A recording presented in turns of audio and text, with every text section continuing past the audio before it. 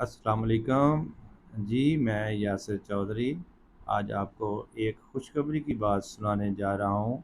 जी, आप सबका भाई इमरान रियाज़ ख़ान पाकिस्तान की आवाज़ और पाकिस्तानी अवाम की आवाज़, जो कि गुज़श्ता 4 महीने से अगवा था या कह लें कैदो-बंद की सोबत में ज़िंदगी गुज़ार रहा था, आज वो अचानक बाज़याब होकर अपने घर खैर-व-आफ़ियत से पहुँच चुके हैं।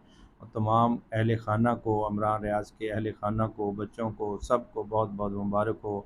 और पाकिस्तान और ओवरसीज़ पाकिस्तान नहीं, जो भी इमरान रियाज़ के चाहने वाले हैं, सबको बहुत-बहुत मुबारक हो।